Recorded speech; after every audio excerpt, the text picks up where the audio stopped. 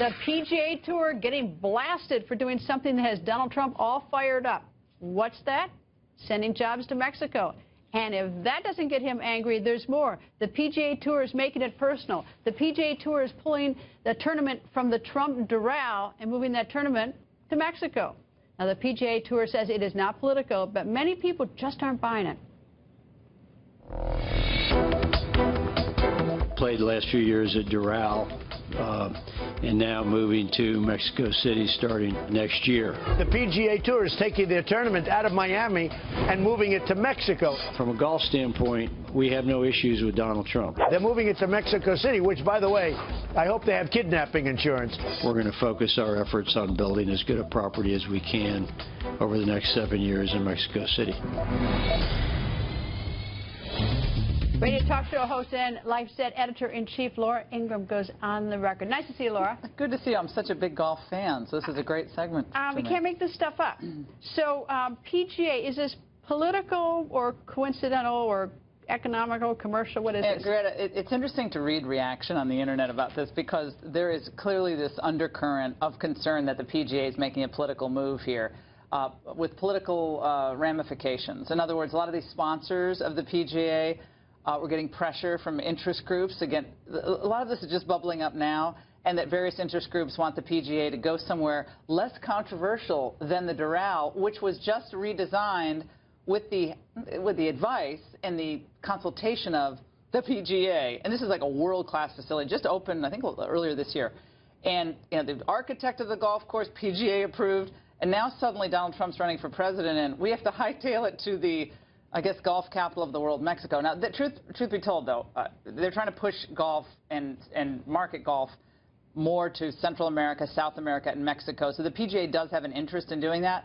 But it's hard to believe that the PGA would be doing this if Trump weren't as controversial as he is. All right, PGA says it's not us. That it's not us at all. It's, we got nothing with Trump. We love Trump, love his golf course. Also, but they said that the sponsors weren't, that they couldn't get the sponsors to support the tournament at the Doral, which means it's the sponsors who have some problem with Trump. We've seen this with corporate America over the last really several years, that they're bowing down to left-wing pressure. You saw it with a variety of issues regarding the LGBT movement and other social issues. So it doesn't seem like corporate America really cares what conservative Christians think about issues, but they certainly seem to just go weak at the knees anytime, whether it's La Raza or other cool special interest groups raise a ruckus. So again, we'll see if anything else develops on this. But I think for the people who are going to look for a reason to be upset at the PGA, they're going to find a reason. Well, wouldn't it have been, I mean, it seems to me that the PGA must have known that picking Mexico was probably going to just, light people on fire. Sound. Right. I mean, do they not have any other, maybe, how about Canada? At least for right now, because Trump has made those remarks about, I mean, they're feeding Trump this stuff. Yeah, or even someplace, what's wrong? We have a country called my hometown, Appleton, Wisconsin. Exactly. Wisconsin would be a wonderful place. And I think all this keeps redounding to Trump's benefit.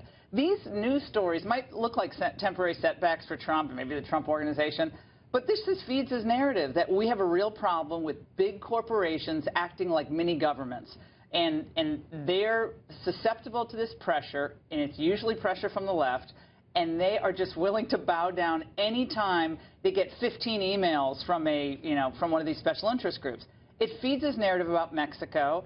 And I think it just makes him look more like a warrior for the regular person. Look, he has a lot of people employed at Doral. A lot of people make money at that golf tournament.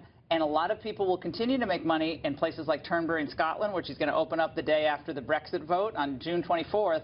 He's going to be in Scotland opening up that golf course, which the PGA chair just said he loves that golf course. We'll see if the Turnberry tournaments get canceled in the future. All right, let's bring the viewers into this one. Viewers at home, now is your big chance to vote on Twitter. Is the PGA's decision to move the tournament from Trump's course in Florida to Mexico political? Is it political or not? You tweet yes or no using hashtag Greta. We're going to show you your live Twitter votes throughout the show.